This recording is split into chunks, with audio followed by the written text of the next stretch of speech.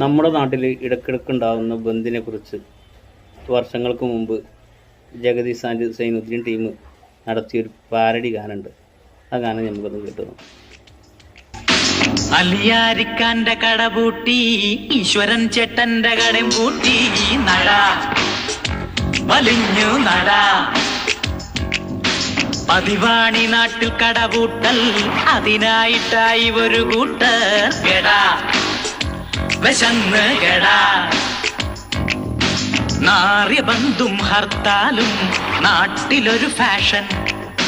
അപ്പവൂപ്പ നിനച്ചാലും അപ്പ ബന്ധാകും.